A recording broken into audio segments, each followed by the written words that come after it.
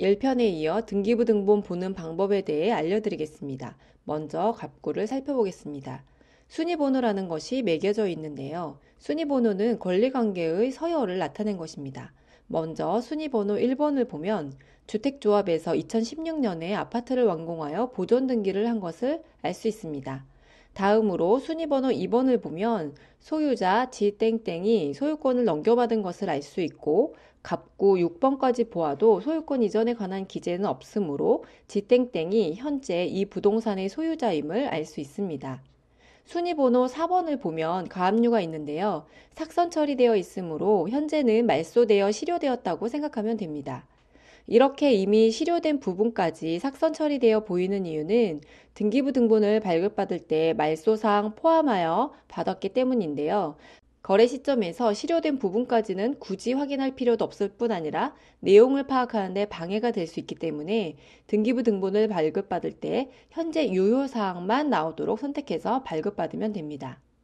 삭선 처리되었으므로 현재는 유효하지 않지만 실효되기 전 가압류의 내용을 살펴보면 채권자 전북은행이 소유자 지땡땡으로부터 5억 원의 금전을 받을 권리가 있다고 주장하면서 전주지방법원에 가압류를 신청했고 순위번호 5번을 통해 2018년 1월 26일 그 가압류가 실효되었고 그로 인해 2018년 2월 1일 가압류 등기가 말소된 것을 알 수 있습니다. 참고로 가압류란 말 그대로 임시로 압류를 하는 것인데요. 가압류를 신청하는 이유는 채무자로부터 금전 등 채무를 변제받을 권리가 있다는 것을 소송 등을 통해 밝혀내더라도 판결문을 얻기까지는 수개월의 시간이 걸릴 수밖에 없는데요. 판결문을 얻더라도 채무자가 그 판결에 따라 임의로 돈을 갚으면 다행인데 갚지 않고 나몰라라 한다면 채무자의 재산을 강제로 매각하여 그 매각대금으로 변제를 받아야 하는데 소송을 하는 그 수개월 사이에 채무자가 부동산을 매각해버리는 등 재산을 빼돌릴 수 있기 때문에 재산을 처분할 수 없도록 임시로 압류해 놓은 것입니다. 갑구에서 확인해야 할 포인트는 소유자입니다. 계약서에 적힌 소유자와 등기부의 갑구에 적힌 소유자의 인적사항이 일치하는지 확인하고 가압류나 가처분 등 소유권을 제약하는 등기가 기록되어 있는지 꼼꼼하게 확인해야 합니다. 사실 이것만 잘 확인해도 부동산 거래 시 발생하는 사기를 예방할 수 있습니다. 가압류나 가처분이 있는 경우에는 가능하면 계약을 하지 않는 것이 좋습니다. 매수를 하더라도 가압류 등의 채권자들에게 매매의 효력을 주장할 수 없기 때문인데요. 그래도 굳이 계약을 하고 싶은 상황이라면 가압류 등을 매도인이 잔금 지급일까지 모두 말소하도록 계약서의 특약사항란에 명시하면 되는데 이 또한 지켜지지 않을 경우에는 계약 해제의 복잡한 문제를 일으킬 확률이 높으므로 가능하면 계약을 하지 않는 것이 좋습니다. 을구를 살펴보겠습니다. 을구 1번을 보면 소유자 지땡땡이 주식회사 하나은행에 담보대출을 받아 근저당이 설정되었습니다.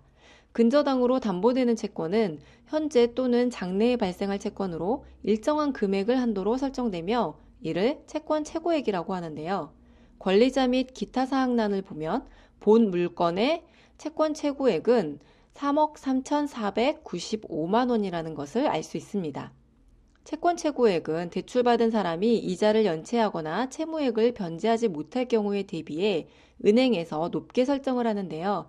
일반적으로 제1금융권은 120%, 제2금융권은 130%를 설정합니다.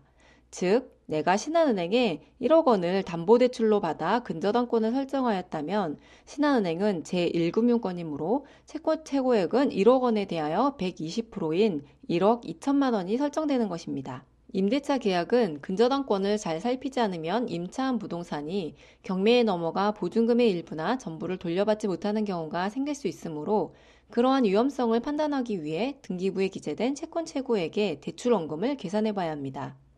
본 등기부의 경우 제1금융권인 하나은행에서 대출을 받았으므로 대출원금의 120%를 채권 최고액으로 설정하였을 것입니다.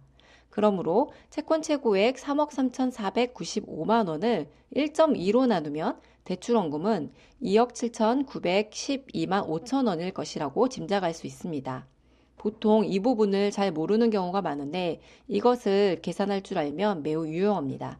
전세, 월세 등 임대차 계약 당시 기존에 설정된 근저당이 있을 경우에 임대인에게 지불한 보증금이 소액보증금의 범위를 벗어나거나 최우선 변제금의 범위에 포함되지 않는 경우에는 경매 배당 순위에서 밀려 보호를 받지 못합니다.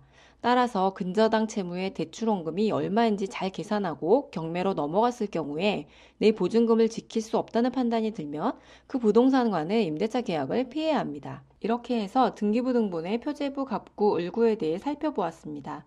큰 틀을 잘 이해하고 세부적으로 지워지지 않고 살아있는 등기 내용을 꼼꼼히 살펴본다면 쉽게 파악이 될 것입니다.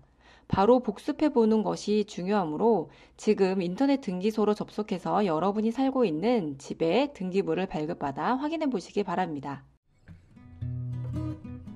이 영상이 도움이 되셨다면 좋아요, 구독 눌러주시고 경제적 자유를 함께 이루고 싶은 분이 있다면 이 영상을 공유해 주세요.